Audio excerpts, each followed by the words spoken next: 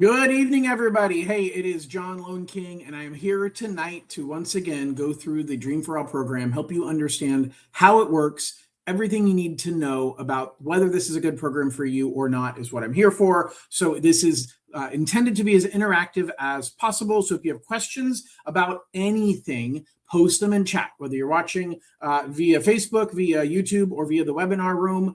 We've got a dozen people in here already right now and more coming in. And so post your questions and let's make this as interactive as possible. So I want to start first and foremost with making it clear that the Dream for All program is live.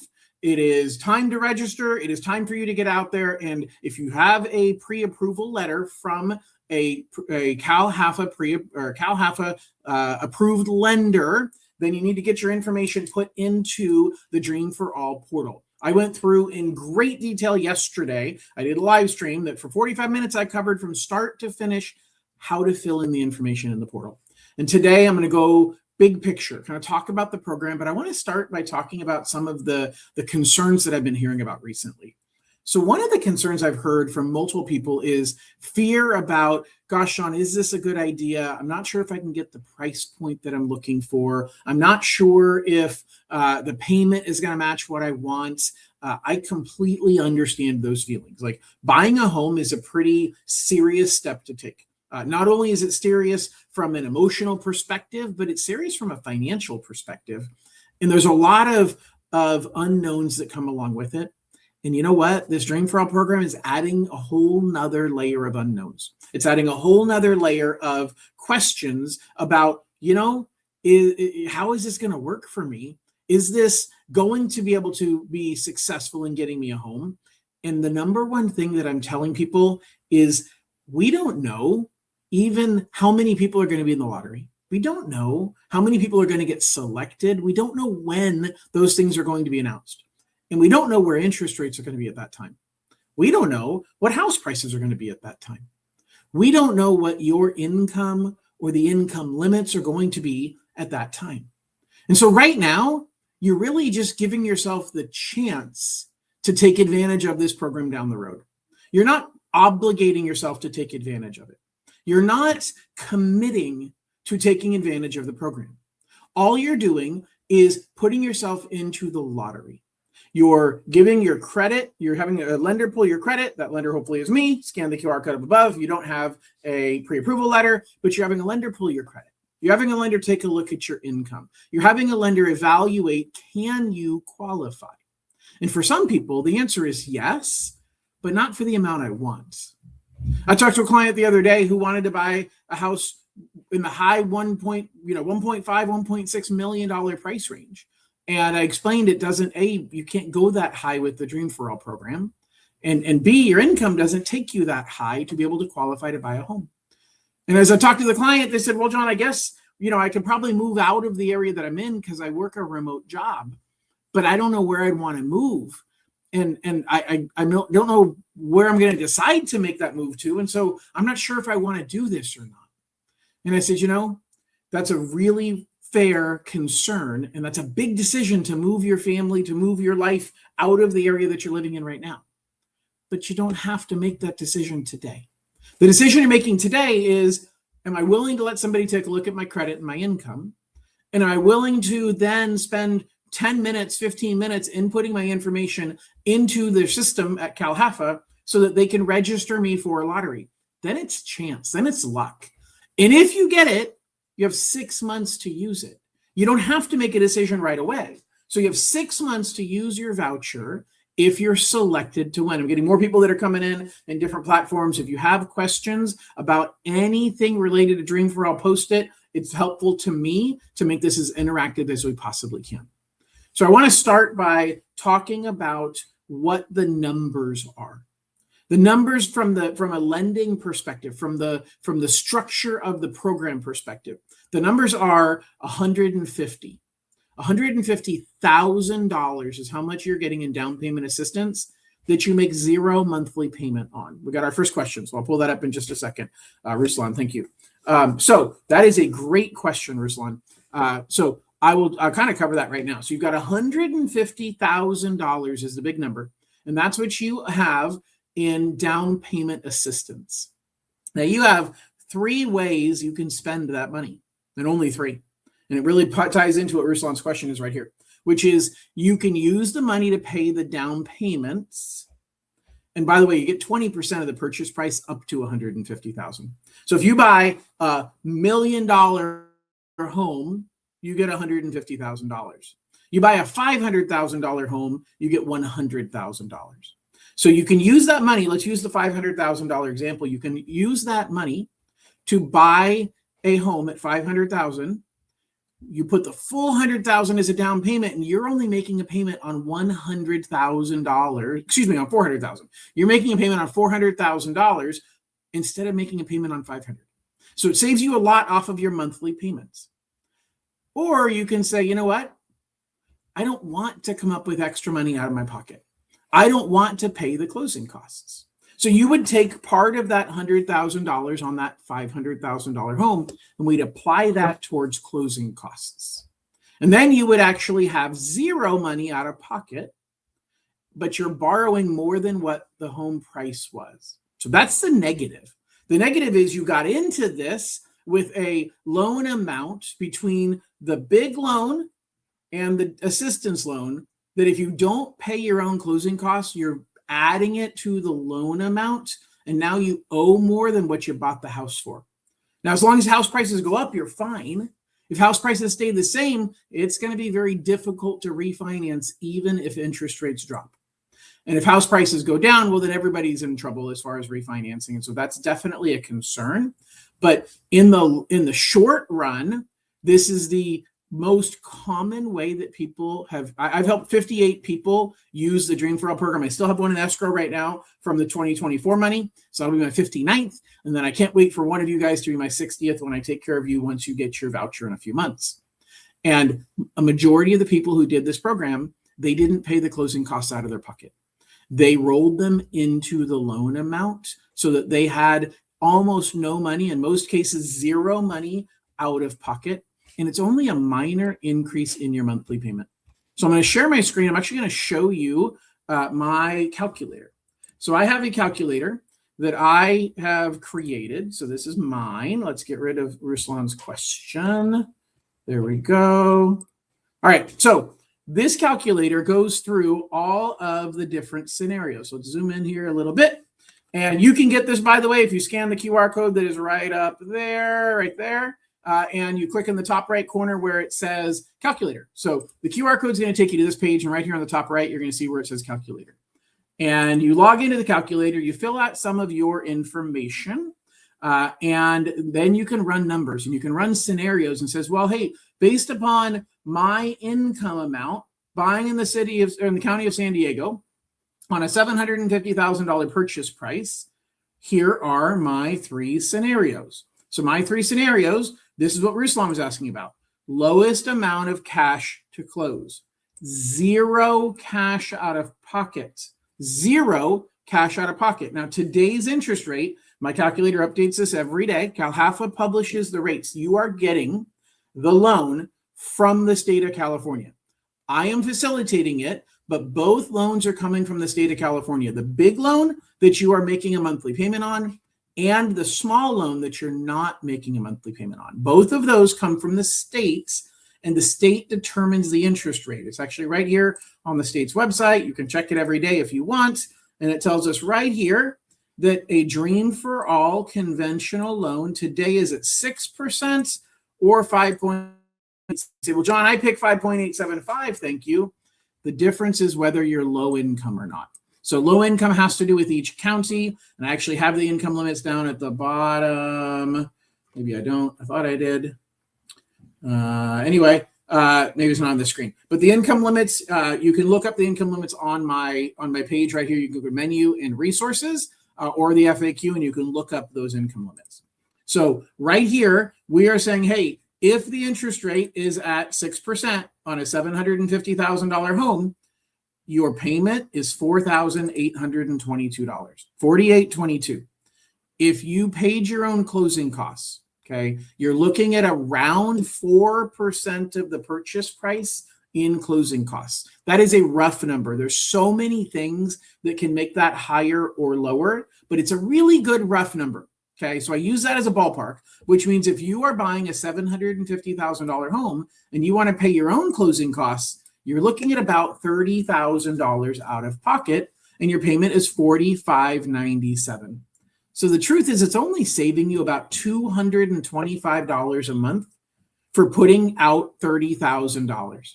That, Ruslan, is why most people end up doing this lowest cash to close scenario, because under this scenario, your monthly payment didn't go up very much at all, but your cash dropped significantly.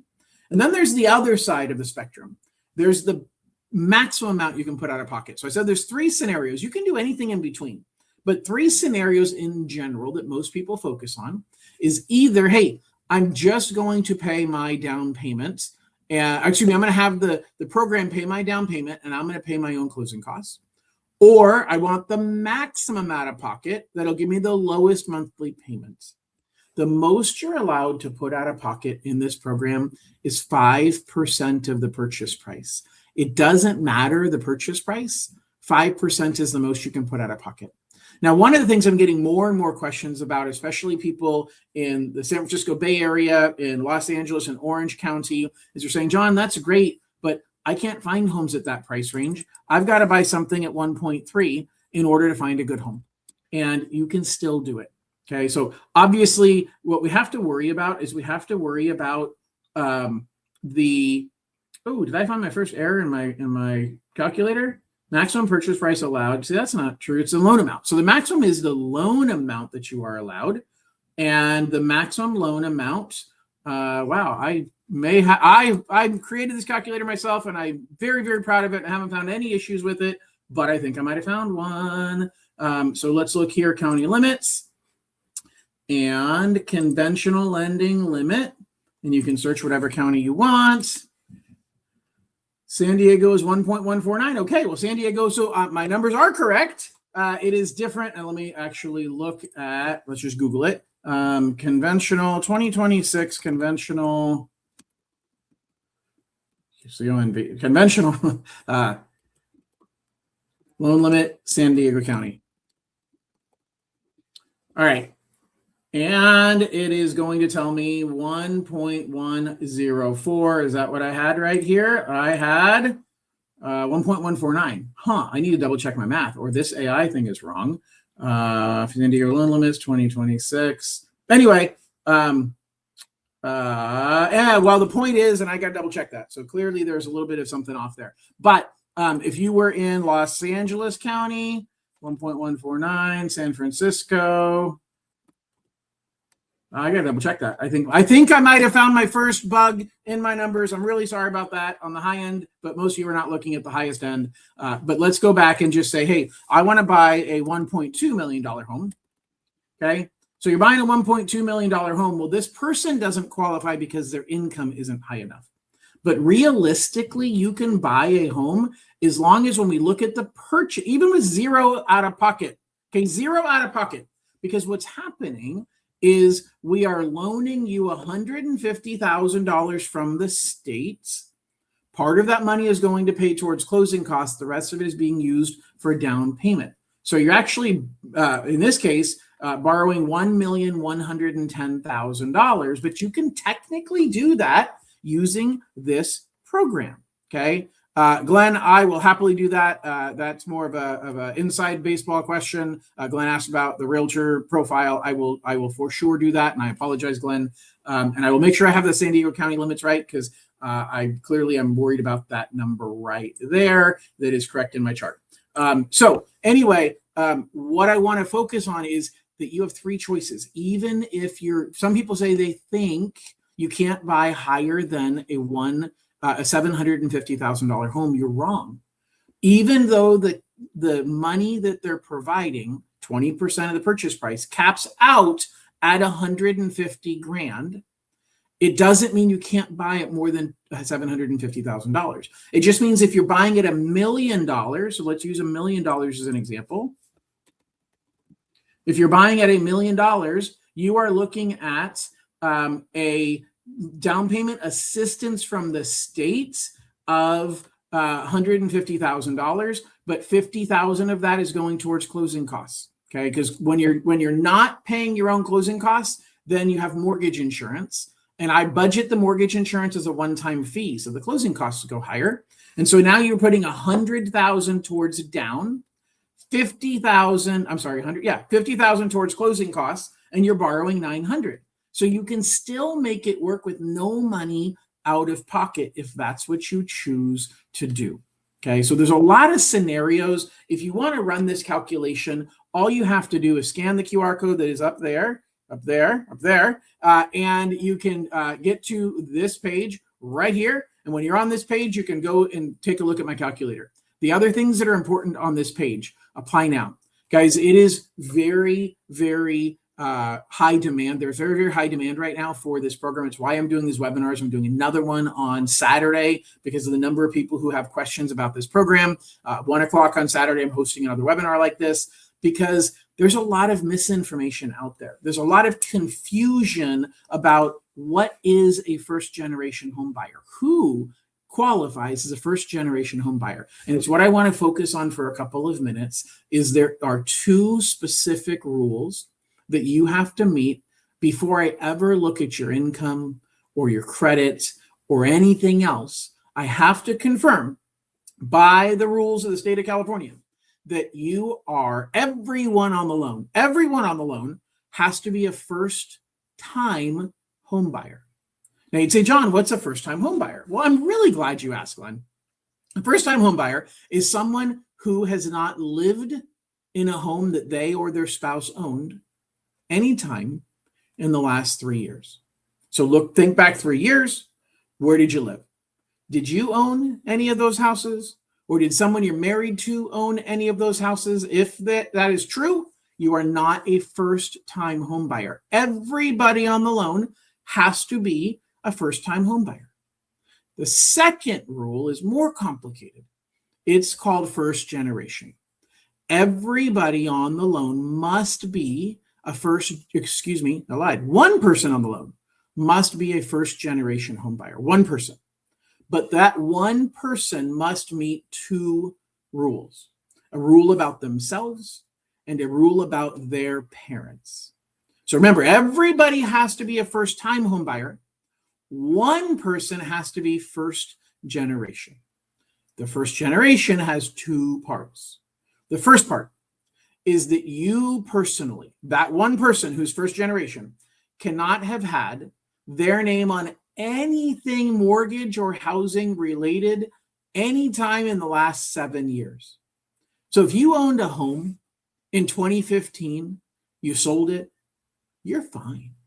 Doesn't matter. If you've never owned anything since 2015, if you haven't owned anything since, well, really 7 years ago, starting about 2019, if it was 2018 or before that you had your name on a mortgage or anything, then you are perfectly fine for both the first time home buyer and the first part of the first generation home buyer.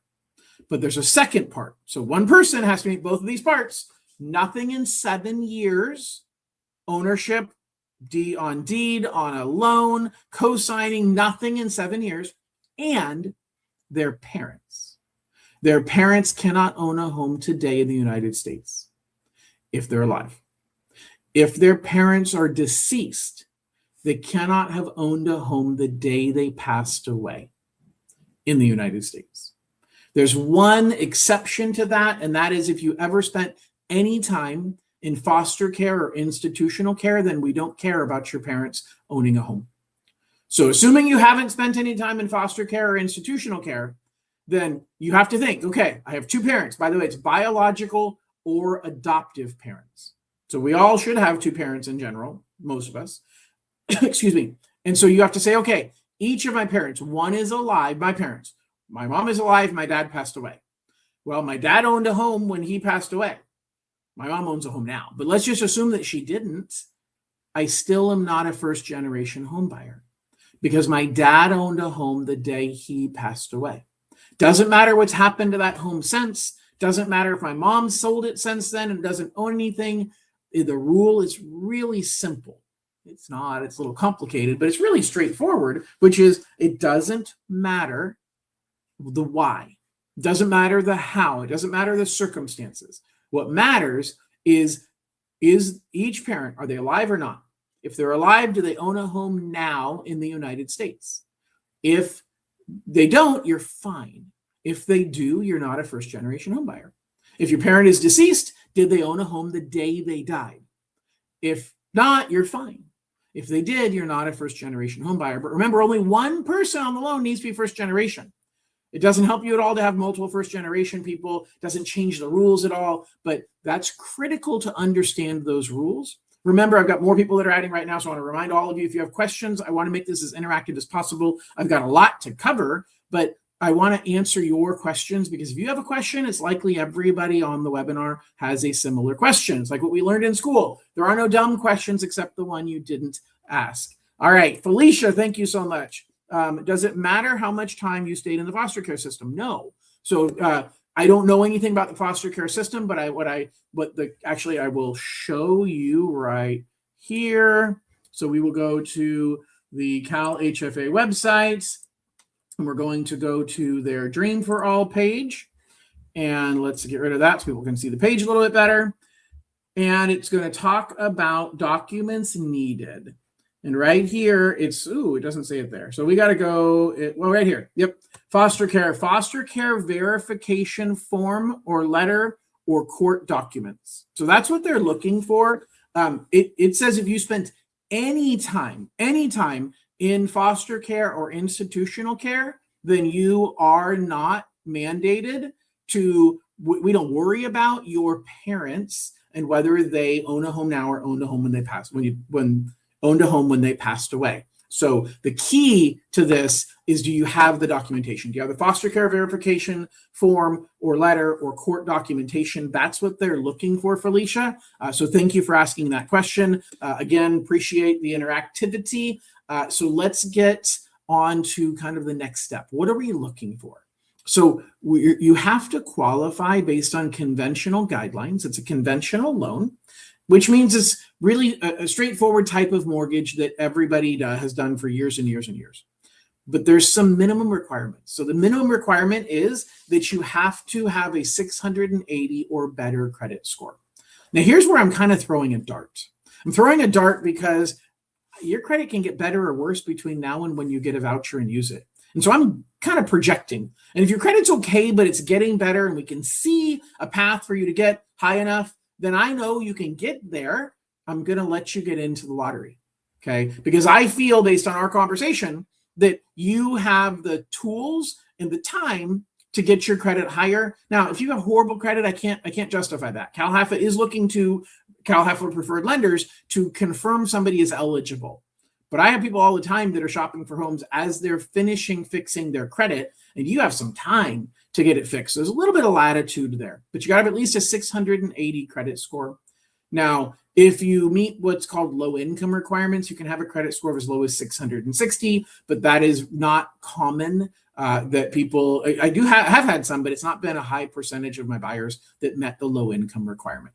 Okay, speaking of income, there are income limits. There's a maximum for what you can earn, and it is not as simple as what you think. What first of all matters is what the income limit is in the county you buy in, not the county you live in today. And what is the income limit the day that you lock your interest rates, really the better way to say it. So you have a voucher. That voucher, once you are selected, that voucher is good for 90 days. And then you have 90 more days as a renewal so it gives you a total of 180 days to find a home. At the time that you find a home and lock in the interest rate, that's the moment that matters what's your credit score. That's the moment that matters what's your income compared to the income limit for the county that you're buying in. I like to use Los Angeles as an example. So Los Angeles County has a pretty low income limit compared with Ventura or Orange counties. But the prices of homes, depending upon where you're at, aren't significantly different. They are, don't beat me up, I know. But they're not. You can buy some really expensive homes in Los Angeles County, depending upon where you're buying. You can find some cheaper homes in Ventura and Orange County. And my point is the income limit significantly higher in Ventura County and then even higher in Orange County. And so if you're in a position where you are living in LA County, I've had a couple of clients last year that were in this position. And they were living in LA County. As a matter of fact, I had one client in particular, lovely couple. They got into a beautiful home in Los Angeles County. But they were unsure because they said, John, together our income exceeds the limit for Los Angeles County. And I said, no problem. Let's figure out what you qualify for in LA County with just one person's income. And they said, well, but John, we were watching your webinar and you told us, which I'm about to tell you, that if one spouse is not on the loan, they're not allowed to be on title. That's a very true statement. And so I said, well, yeah, but here's the deal. I don't have to take you off of the loan. I just delete your employment information. We just don't disclose that you're working. We're not lying. We're just not disclosing it. So now we were approving them on the spouse that made $120,000 a year and took the spouse that made $100,000 a year and just left their employment section blank. And they said, well, John, that price is too low. We can't, $120,000 a year in income's not enough to qualify at the amount we want. And I said, well, then I can put both your incomes together, but now you have to buy in Orange County. But John, the prices in Orange County are too high, and we don't want to make that high of a monthly payment. And that's where I said, well, I can work a lot of miracles, but I can't work them all. And so here's your maximum in Orange County. Here's your maximum in Los Angeles County. Start shopping. It doesn't hurt to shop. Okay, shopping for a home, the only pain is emotional. There isn't financial pain, like, okay, maybe gas money, okay? But here's the sad truth. Everybody does it. When you look at a home and you think about buying it, you have to picture yourself living there. Otherwise, why would you even write an offer? The problem is you drive around and you look at these homes and you fall in love with them. And you picture yourself living there and you get your hopes up and say, well, but I'm only qualified at $700,000 and this house is listed at $740,000. Maybe they'll take $700,000. Let me write an offer. But you fell in love with it before you wrote the offer. And so the pain comes from the heartbreak. The pain comes from the shopping process where you picture it. Your kids have already picked out which room they're going to live in before you wrote the offer. Because you don't want to write an offer on a home that the kids don't like. That's the pain. That's the pain that comes from looking. So for this couple, they were looking and they were saying, John, everything we love in Los Angeles County, it isn't going to get us where we want it to be. And everything that we love in Orange County, well, the payment is just too high. Like we qualify for it. I should say in LA County that the budget, what they could spend wouldn't get them the house they want. And they ended up finding a diamond in the rough in LA County. And they have a great house with a great low payment compared to what they were expecting to have to pay. And it was patience. Now, I've had other clients who were patient and nothing happened. And I've had people who lost their voucher after waiting 6 months of looking and trying to find. And so patience is one thing, but aggressive patience is maybe a better way to put it. And that really is important to have a good realtor on your side. Now, it's premature right now to talk about picking a great realtor, but Glenn is a good example of an amazing realtor. I know a lot of amazing realtors up and down the state that I can connect you to if you don't have one that you trust already. But it's important to have a team that thoroughly understands the Dream for All program and understands how to navigate these waters to get you the home that you want and the time frame that you have. But let's back up for a step and simply say right now, for the next 2.5, almost 3 weeks, we've got to focus on getting you into the lottery because there's already a pretty decent amount of demand, like pretty high demand. And we already, literally yesterday, I had 80 inquiries of people wanting to get pre-approved using the Dream for All program. Okay. I may talk to 80 people in a month normally. It was 80 yesterday. Okay. We've had 340 people reach out so far this month about the Dream for All program. That's just me. Now I've got a team of 8. And so we're on top of it. We're working long hours. We are going to take great care of you. It's taking us a couple of days to work through the applications once you get it in there. But there's some of my peers who are already working on files a week to 10 days ago. And so be careful that you're working with someone that has the experience, but also has the bandwidth, that we have a large enough team, a strong enough team that we can serve you, that we can be available. You can go on our website right now and you can click the button and book a call with me if you want to.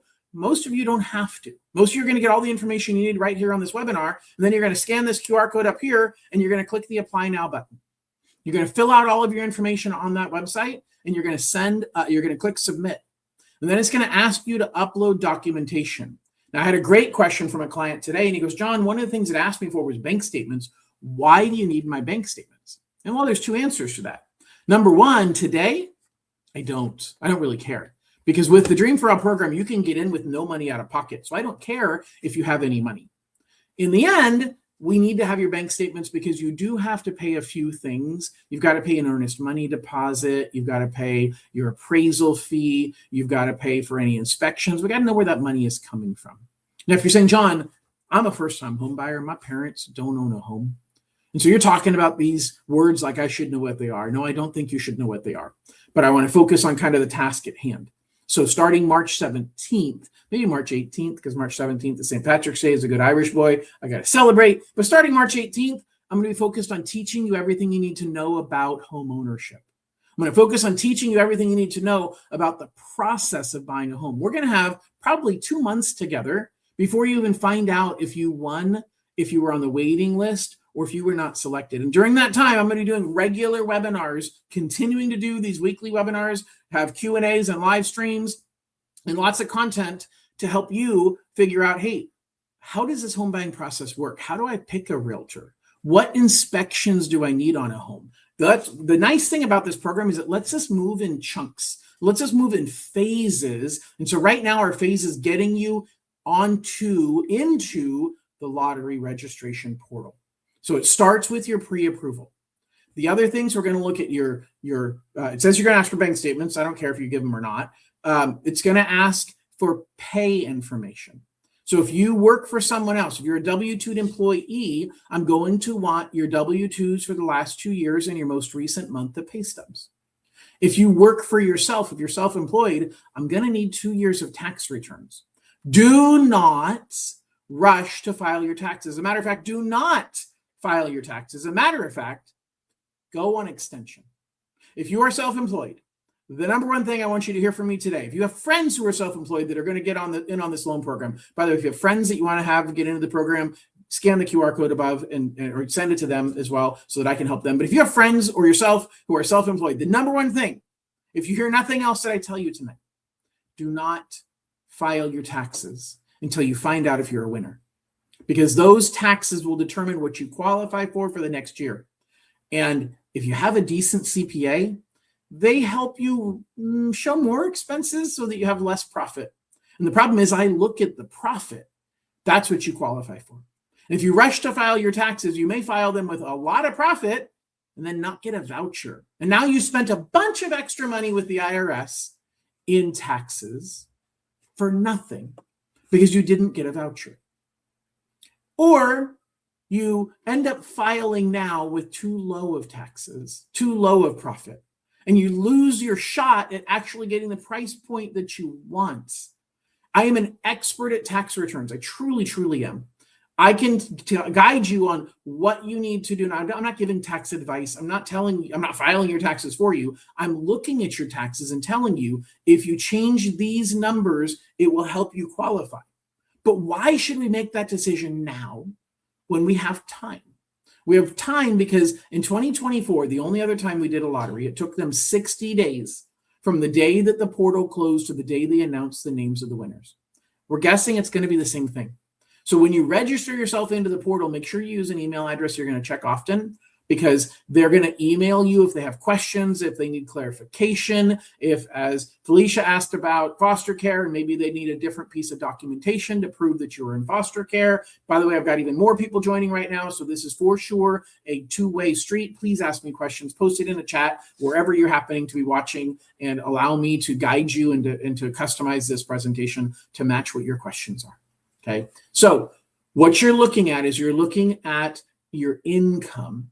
And so I told you about being self-employed. I told you about the paperwork we need for income, and we're going to look at your credits. We're going to pull a soft credit report. We must pull credit in order to confirm that you are qualified. Now, we only pull soft credit, but I'll tell you the bad news. The cost of credit has skyrocketed, and so we do offset that cost. As a matter of fact, by the time that you're done, it could cost upwards of $300 for the cost of credit. And it's going up every single year. It's ludicrous. So we do collect upfront a cost to cover part of the $58 is what we collect upfront. That $58 goes towards paying the cost of the credit. It does not, we don't make any money off of it. We don't charge you anything else unless you get keys to a home. But that is the initial cost for us to run the soft credit check and to make sure that you get into the Dream for All program. Once you get your voucher, we're going to run a hard credit check. We don't charge you again for it at that point in time. We're not charging you anything else unless you get the keys to a home. But we need to take a look at your credit now. And then we're going to evaluate your income compared to your debts. And there's a lot of nuances there. My team's really good at it. I'm amazing at it. For some of you, the numbers are very, very straightforward. And we're going to just get you a voucher. We're going to email it to you. We're going to give you instructions. We're going to call you to see if you have questions. The key is getting you into the portal. The strategy, John, should I change this or that? Can I change jobs? First of all, if you have thorough questions, book an appointment. Okay. Now I'll tell you that in about a week and a half, I'm going to shut down appointments because I got to focus my time on getting you guys through the lottery registration, getting you the pre-approval letters. But for now, I've got time. Okay. I've got time if you have detailed questions. But if you just want to talk strategy, John, what if I don't get a voucher? Can I buy something anyway? Yes, you can. It's either going to be a lower price than what you were going to buy with a voucher or a higher payment for that same price, depending on what you qualify for. I am going to reach out to every single one of you between March 17th and May 15th. May 15th is my guess on when the vouchers will be released. I'm going to be reaching out to you at the end of March and early April to schedule one-on-one calls, to talk through the strategy, to talk about your questions and your fears and your excitement and what your goals are, and to make sure that I'm guiding you. I've been doing this for 26 years. I know you can't tell I look like I'm 29, but I've been doing this for 26 years. I say this with all due respect. I'm really good at what I do. And hopefully you get a feel for that. And listening to me tonight, you get a feel for that. Checking out my YouTube channel. Again, scan the QR code up here. You can see the link on the top for my YouTube channel. And you can see I have a YouTube channel dedicated to this loan program that I have had active for the last 3 years. And I've been regularly putting content out about this program. I am an expert in how to navigate these waters. And I've done 58 transactions in the last 3 years, specifically about the Dream for All program. Okay. Most lenders have done 1 or 2 or maybe 3 during that timeline. I've done 58. So I'm an expert in getting these done and getting them done quickly, which is the key. Because a big part of getting your offer accepted is the terms of how you present the offer, how quickly you're going to get it closed, or you're going to drag it out. Those are all things I'm going to talk about during the next phase after March 16th, where I'm going to guide you in how to buy a home, how to go through the process. George has a question. George, let's take a look at your question. Do lenders get paid the same rate with Dream for All than conventional? George, I'm going to ask you to clarify the question. So are you talking about the interest rates? Are you talking about how lenders are compensated? How people, I'll be transparent with you guys. I'll tell you anything you want to know, but I'm not sure what you're asking as far as do we get paid the same rate with the Dream for All than conventional? So you're comparing the Dream for All program is a conventional loan, but it is, I should see if you have responded. Okay, so I'll go with what I think you're saying, but if you can add or clarify, I would really appreciate it. The interest rate on a Dream for All loan is predetermined by the state of California. But I'll use a great example, and I was actually going through it today with a client. So let's go here, and I'm going to show you guys a little bit about interest rates. So when you look at interest rates, first of all, for the states, they're looking right now, the Dream for All program is at a 6% interest rate for the Dream for All conventional loan. Now, that comes with an origination fee. The origination fee is the fee you pay that is a percentage of your loan amount. And normally, when you buy a home, you pay on average about 1% of the loan amount as an origination fee. With the Dream for All loan, most lenders are charging 1.75 to 2.25. We charge 2%, but it's tiered and it gets smaller as your loan amount gets bigger. So if your loan amount's under 600,000, it's 2%. Between 600,000 and $1 million, it starts tiering. And if you are borrowing more than $1 million, we only charge 1% as an origination fee. So that's how the lender gets paid. Now, mortgage companies get paid in 2 ways. We get paid an upfront fee, that's the origination fee, but we also get paid in interest over the life of the loan. And so with a normal mortgage, you have a choice of taking a higher interest rate and lower fees, or higher fees and a lower interest rate, because the lender doesn't care. The lender gets paid the same for you doing a loan, whether you do a loan at a high rate with low fees or a low rate with high fees, because the higher rate pays them over time. The higher fee pays them up front. We don't care. That's how the mortgage world works, but not with Dream for All. With Dream for All, the state keeps the money for the interest over the life of the loan. So we're not making any money off of interest. And so there's one interest rate only, and the state determines that rate every morning at 8 a.m. And then it turns into a pumpkin at 2 o'clock in the afternoon. And then the next day they'll set another interest rate, and we have to lock you on that day. Whenever you get an offer accepted is the first day we have the option to lock your interest rate. Your interest rate's not locked in based on what it is today. It's not locked in based on what it is the day your voucher is issued. It's locked in the day you get your offer accepted, and then we talk and we click the button. But let me show you something interesting, George, which is I'm going to show you Quicken Loans. Quicken Loans is actually the original parent name of Rocket Mortgage.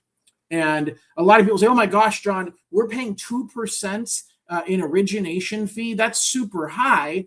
Well, you know what? The largest mortgage company in the nation is Rocket Mortgage. You can see right down here, they're affiliated with Rocket. Right here's the Rocket Mortgage information. But what's important is up here. A purchase loan. This is today. Like I refresh this right now. I just opened up this website, and it says a purchase loan today is a rate of 6.375. You're like, well, okay, but they're not charging 2%, John. So that's why, like, my Dream for All loan is at a 6% rate, but I'm paying more in origination fee for that. And the Rocket loan's at 6.375, and you're paying less in origination fee. That's what you would think, but it's not true. Right here, it says this is as of tonight, February 25th, 7:41 p.m. And it's right here, legal disclosures. They hide it from you.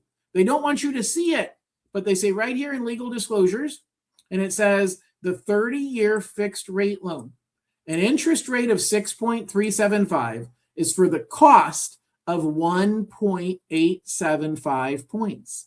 So they're charging almost 2 points, a higher interest rate than what the Dream for All program is charging, and pretty close to the same fee, an origination fee, as most lenders are charging. In that ballpark, it's high 1s to 2% is the average. Now, I'll tell you, I don't try and be the cheapest. I believe firmly I'm the best. Okay. I don't want to be the cheapest. I've got 80 people just yesterday that are reaching out to work with me. I'm not saying that to brag. I'm saying I pride myself in being really good at what I do. I don't want to be the cheapest. I'm paying for 8 staff people to be here to take great care of you and to make sure that you're not sitting on the sidelines begging for a call back from a lender. Because I'm hearing stories right now about people who are begging for calls back from lenders that are knowledgeable. So there's only a group of about 80 lenders, 80 loan officers who are designated as preferred loan officers with the state of California, with the Cal HFA program. That means we do a lot of their loans and that they trust that we know what we're talking about. If you're not working with a preferred loan officer, that means they aren't doing enough of these loans to achieve that designation, because it's automatic. I don't have to apply for that designation. It's provided to me because I do a lot of loans with them. The truth is, all it takes is doing 6 loans with them in 6 months. Maybe it's 7 loans in 6 months. That's all it takes. So the people who are not on the preferred lender list, they don't even do one of these loans a month. Okay. And I'm not even talking about Dream for All. I'm talking about any loan, because the Cal HFA program has lots of different down payment assistance programs, not just Dream for All. So you might say, well, John, it's a lottery. So it's not fair to determine if they're good at these loans based on a lottery, but there's other programs. I typically am doing 2 or 3 of these types of loans every single month, not Dream for All, some Dream for All, but of the Cal HFA loans. So there are 80 approximately preferred loan officers in the state. Now, I believe that you should work with me. Clearly, I'm interviewing for the job. If you think I've won the interview, that I got the job, scan the QR code, click apply now right at the top. Get your information submitted in to me. My team and I will take great care of you. But George, I don't know if that's where your question went, but that's where I went with your question, and you didn't give me any clarification. And so I'm running with it. Guys, I want more questions. We've got more people that are continuing to join. I know that you have lots and lots of questions, and so I want to answer them for you. And hopefully you're getting a feel that I understand this program, I understand lending, and I really want to help guide you. I will tell you there's a lot of people who this program is not good for. One of the biggest negatives about this program is that you're sharing with the state the increase in value no matter what caused it. You're like, well, John, what do you mean by that? It means if you're planning on buying a fixer, you're saying, I'm going to buy a house that needs work, and I'm going to get a really good deal on it right now. So this house should be selling for $600,000, and I'm getting it for $450,000. Cool. First of all, it's got to be in good enough condition. The property does have to be in good enough condition to meet lending guidelines, meaning it has to be livable with no health or safety hazards. It can be old. It can be dirty. It can be outdated. It can be original. All the words we want to use, all of that is fine. What's not okay is broken. What's not okay is unhealthy. So the property has to, now you're not picking a property today, but I'm just sharing that with you. And so if you're like, John, I'm a handyman. I'm going to fix up a house. I want to buy something that's falling apart that you can't even live in. First of all, you can't do that with this program. But let's say you buy something that's just rough around the edges. You see, I've got a lot of nice words here. And you put some elbow grease into it and you fix up that property. And so the house market didn't go up very much in that timeline, but you took it from 450 to 650 because you spent $100,000 of your own money fixing up that property. The state says, thank you. I'm going to take 20% of the $200,000 the price went up. You're like, no, that is not fair. Because I spent $100,000. So sure, the house went up $200,000, but $100,000 of that came out of my pocket. Literally, I have receipts proving it. The state says, I don't care. You're signing up for a program that says you are sharing in the appreciation of the home. The state doesn't care what you spent to fix it up, and the state doesn't care what you spent to sell it. So when you sell a property, you are not getting the full amount in your pocket. You're paying money to a real estate agent, typically, or two, to sell the property for you, which brings up a whole nother question we're going to talk about after March 16th. And I'm going to talk to you about who pays for your realtor. How does that work? Do you have to pay for that out of your pocket? Where does that money come from? These are all really good questions that I'm going to be talking about, and I'm going to be helping to guide you and teach you how home ownership works. But in the meantime, our focus right now is to get you into the program and to figure out, hey, is this something that you want to do? And is it something you're eligible for? So we've talked about a lot of things tonight. We've talked about the program itself. It's a 20% down payment assistance loan, up to $150,000. You make no monthly payments on that assistance money. You pay it back at some point in the future. You will always pay it back. Like always, you will never get away from paying it back ever. Okay. So when you pay it back is when you finish paying off the big loan in 30 years. You got to pay back the small one. Now, you don't have to have the cash to pay it back. You can just write a new loan at that point in time and then start making payments towards the money you paid the state. Or when you sell the house, you have to pay it back.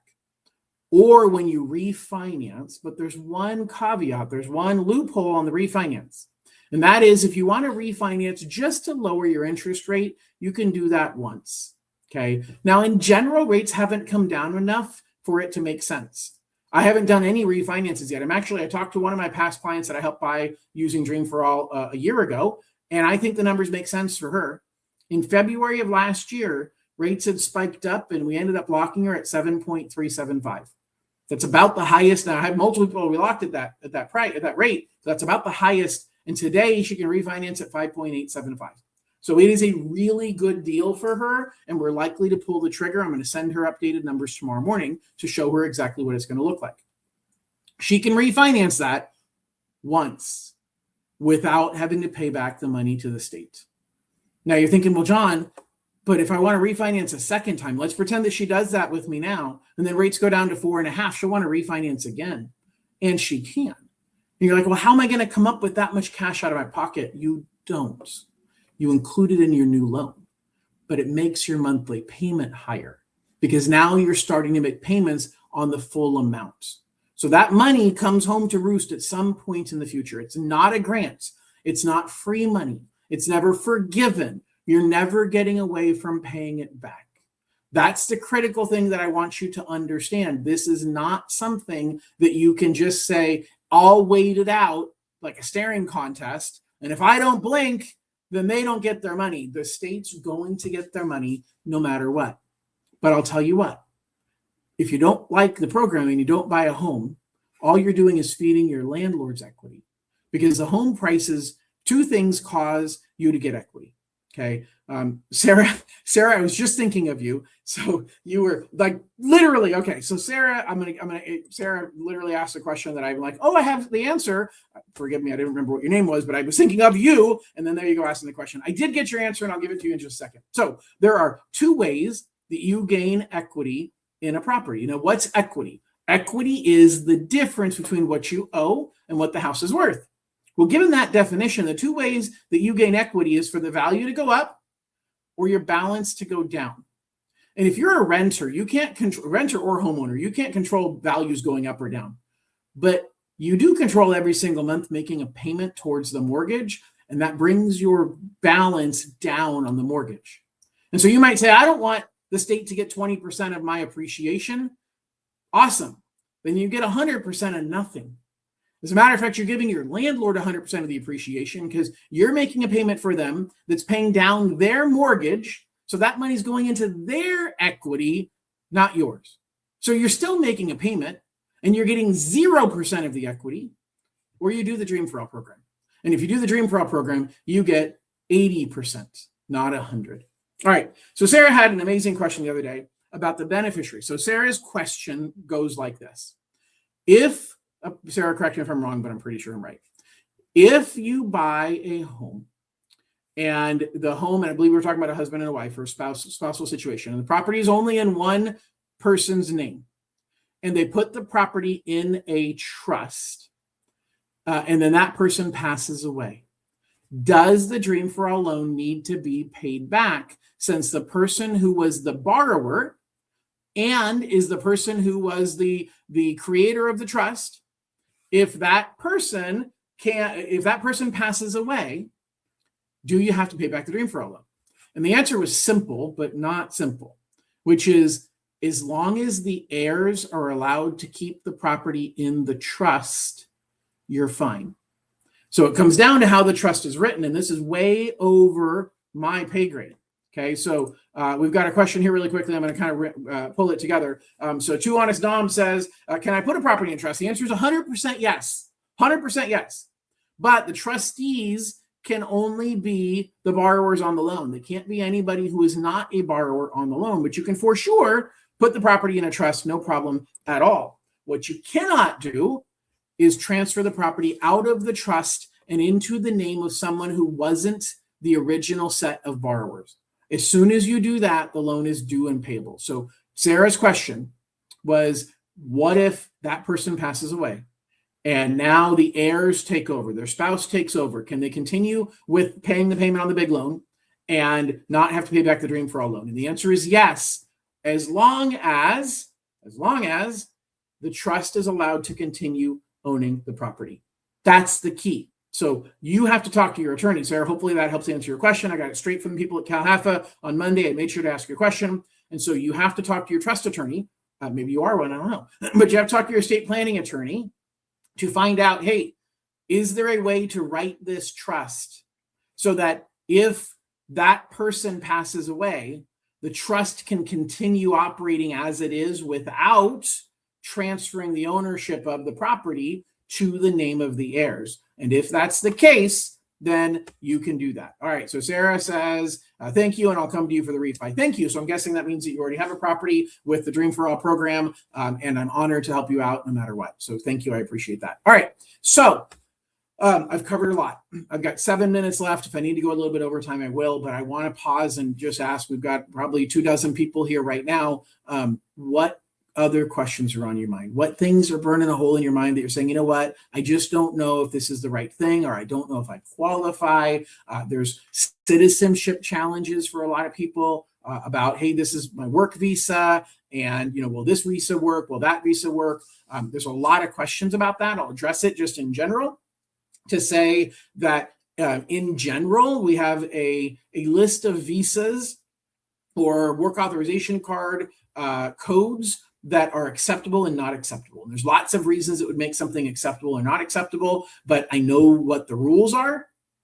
Can't always explain the why, but I can tell you at least what the rules are and when we can do it. And as a matter of fact, I won one. The guy got his keys now. He's in his home. He closed escrow last week. So I had 3 Dream for All loans that I was doing over the last 30 days. 2 of them have their keys. One is getting his keys next week. As a matter of fact, we got his final approval from CalHFA today, and we'll be getting his loan documents out probably by Monday. So that's my last of the 2024 Dream for All. But I don't know why I was going down that road. I was talking about the guy that just bought a house using the Dream for All program. Honestly, I don't even know where I was going. What I want to do, citizenship. So this person was a Canadian citizen that was here on a TN visa. And there was a little bit of concern because his visa was going to expire in May.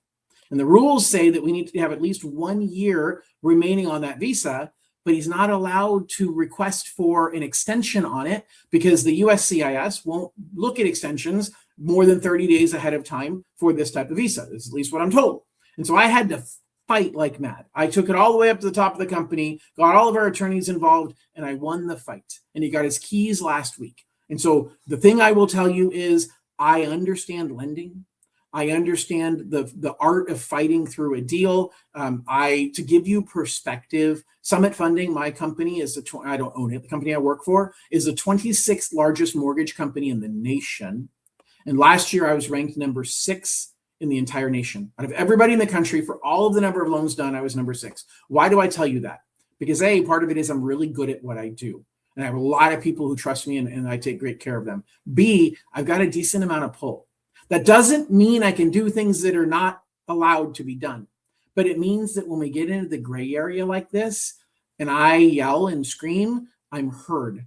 I have the ability to push when we're in a situation and we're dealing with what's called underwriter discretion. So underwriter discretion means, hey, there's a rule book. And your situation, your scenario doesn't fit into the rule book. And so that's now up to the underwriter to decide how do we apply this situation. And that's where I create really good arguments. I put together a very, very strong case, and I make sure that I win. I make sure that when I start the transaction, that we finish the transaction, and that I take great care of you throughout the entire process. And so that's really what I'm here to explain to you guys tonight is A, what you're looking at big picture, but B, how to get started. Because if you're trying to reach any of the 80 preferred loan officers right now at the state that are preferred loan officers in the state of California, you're going to have a hard time getting a hold of them. That's why I'm doing these live streams. I'm doing another one on Saturday at 1 o'clock because I feel like we're going to have a lot more people who are available on the weekends. And there's a huge influx of people this week that are trying to get information about this program. So if you know somebody else who has questions about the program and they want to ask live, you can come to the same spots that you did to get information that you got for tonight's program, and you can join me on Saturday at 1 p.m. for a weekend edition of John Lone King. Aside from that, gang, I appreciate you joining me. Just remember, scan this QR code. It's going to give you all the information that you need. It'll give you the link to my calculator, the apply now. You can schedule a meeting with me if you want to talk through options. I'm honored to take great care of you. And if you end up needing a loan other than Dream for All, I do all of those as well. So for a lot of people, the Dream for All program is your goal, and I'm going to help you get there. But if we fall short of that goal, if we're not selected, if you decide it's not going to work, or you don't qualify for that program, I'm not giving up on you if you don't give up. I am committed to helping you achieve your goal of home ownership no matter how long it takes. So please come along for the ride. Allow me to help you make it happen. And I really appreciate you all joining me tonight. Spread the word to your friends and family. Let them know to join us on Saturday at 1 o'clock, and scan this QR code and get yourself started. Everybody, have an absolutely wonderful rest of your night, and we'll talk to you all Saturday. Bye-bye.